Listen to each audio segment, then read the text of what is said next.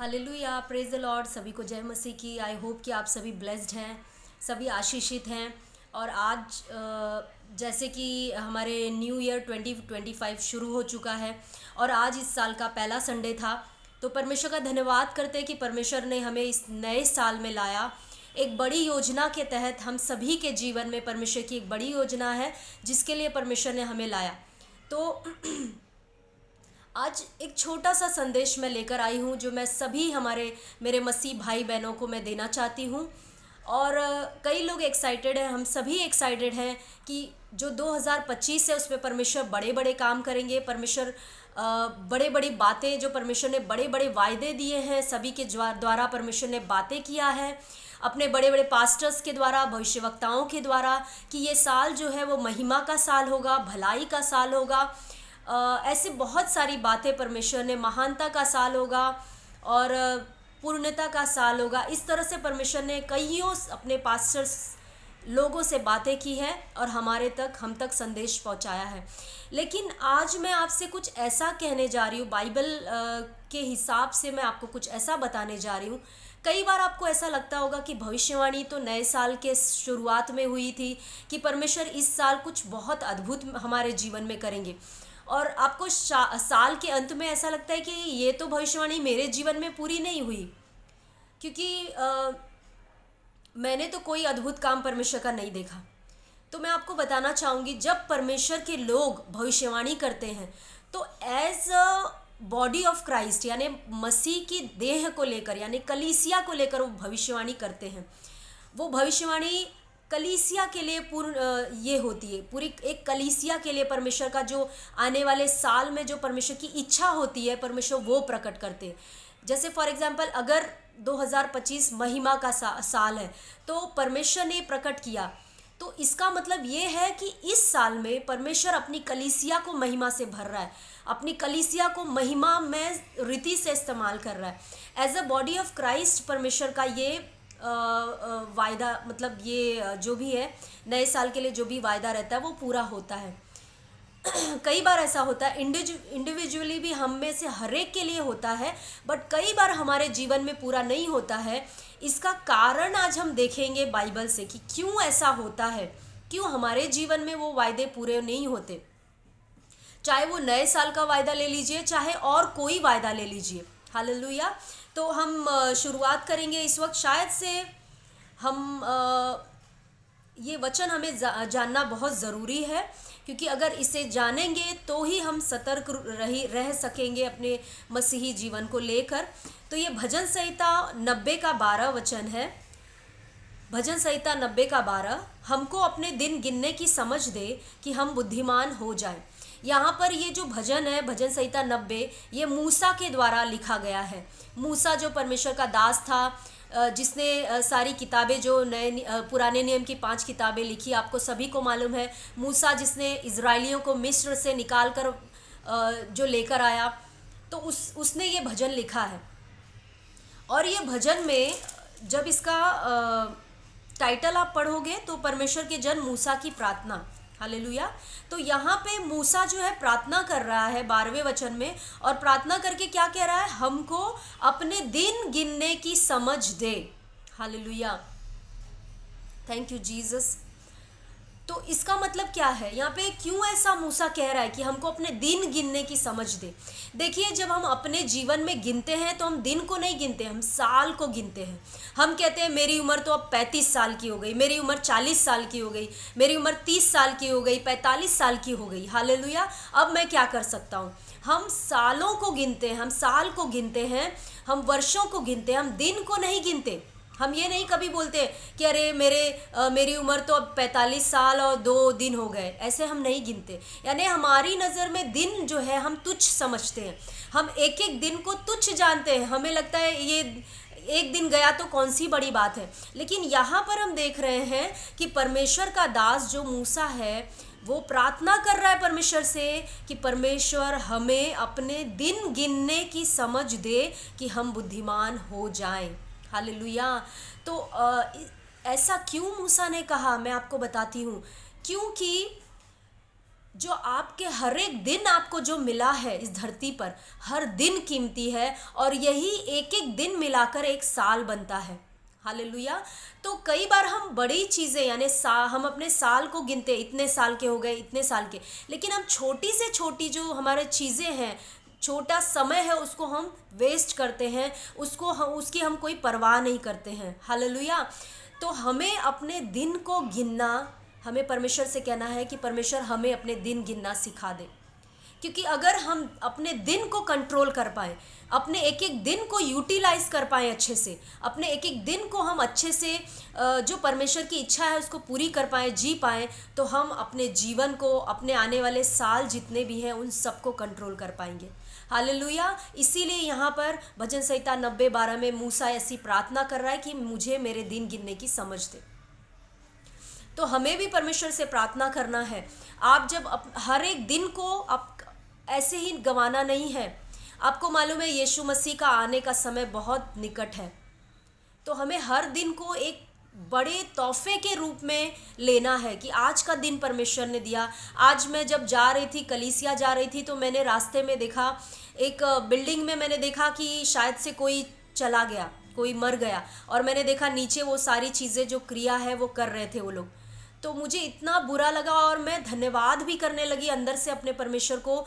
मैंने कहा, परमेश्वर मैं तेरा लाखों करोड़ों धन्यवाद करती हूँ कि आज मैं तुझे जानती हूँ। आज के दिन तूने मुझे रखा है इस धरती पर, आज के दिन तूने जिंदा रखा है कि मैं आज के दिन आपकी स्तुति आराधना कर सकती हूँ।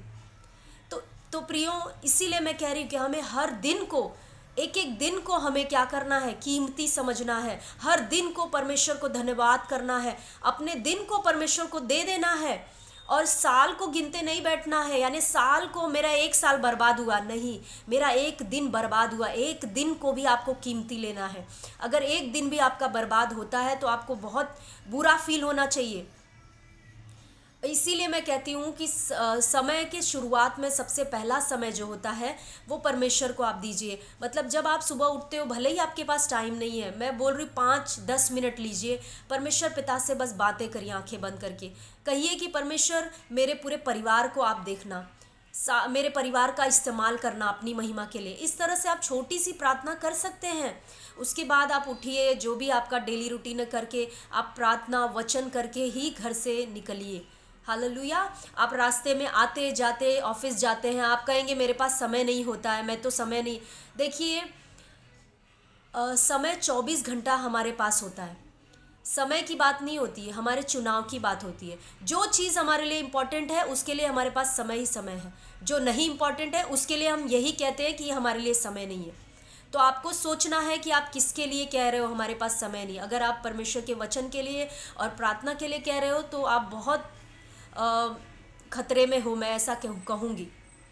आप अगर एक प्रभु को मानने वाले जन हो, विश्वासी जन हो, और आप कह रहे हो कि मेरे पास प्रार्थना के लिए बिल्कुल समय नहीं है, वचन के लिए बिल्कुल समय नहीं है, तो आप बहुत ज़्यादा खतरे में हो। आपको अपने जीवन को बदलना पड़ेगा। अब ये 2025 आपको ठानना पड़ेगा, पवित्र आत्मा से अनुग्रह मांगना है, आपको सामर्थ मांगना है कि परमेश्वर ये 2025 में मैं तेरे साथ, मुझे एक गहरे रिश्ते में आना है। मैं वचन को पढ़ूंगा या पढ़ूंगी, मैं प्रार्थना करूंगी। हालेलुया।